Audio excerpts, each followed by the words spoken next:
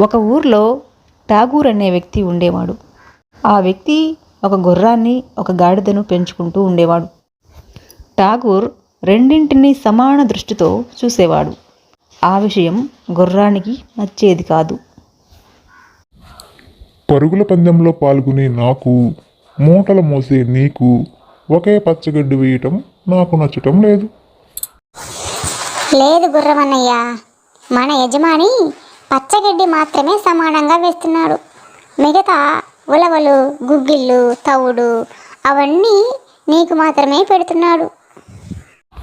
అవును, అవన్నీ బలంగా పరిగెత్తడానికి అవసరమైన ఆహారం. నువ్వేమైనా పరిగెత్తున్నావా? పోటీలో పాల్గొంటున్నావా?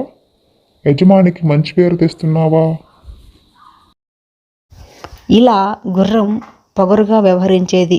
నేనే గొప్ప అని విర్రవీగేది.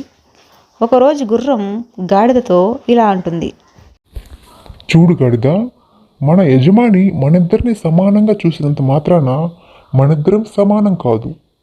అలా సమానం కావాలంటే పరుగు పందెంలో నన్ను ఓడించు. అప్పుడే నువ్వు నాతో సమానం అవుతావు. సరే, ఈ పోటీకి నేను ఒప్పుకుంటున్నాను. మరుసటి రోజు అవి పందెం పెట్టుకున్నాయి. మనసులో గాడిదకు చాలా భయంగా ఉన్నా బయటికి మాత్రం గంభీరంగా కనిపించింది. నేను భయపడకూడదు. నా శక్తినంతా కూడగట్టుకుని అయినా గుర్రాన్ని ఓడించి తీరాలి. లేకపోతే అది నన్ను రోజు అవమానిస్తూనే ఉంటుంది. ఇప్పుడే వెనకబడిపోయింది ఈ గాడిద, మరి నన్ను ఎలా ఓడిస్తుందో మరి అని వెటకారంగా మాట్లాడుతుంది. గాడిద నిదానంగా పరిగెత్తుతూ ఉంటుంది. కొంత దూరం వెళ్ళేసరికి గుర్రానికి దాహం వేస్తుంది. సరే, నీళ్లు తాగి వెళ్దామని గుర్రం నీళ్ల మడుగు దగ్గరికి వెళ్తుంది.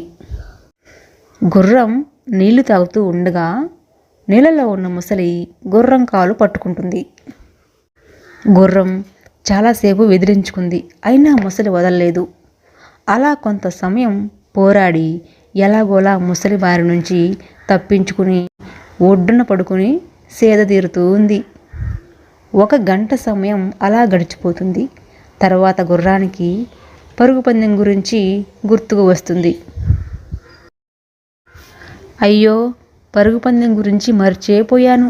ఇప్పుడు గాడిద ఎక్కడి దాకా వెళ్ళిందో చూడాలి అని గుర్రం వెంటనే పరుగులు పెడుతుంది. గాడిద కనుచూపు మేర ఎక్కడా కనిపించలేదు. సరికి గాడిద గమ్యాన్ని దాటుకుని నిల్చుని ఉంటుంది.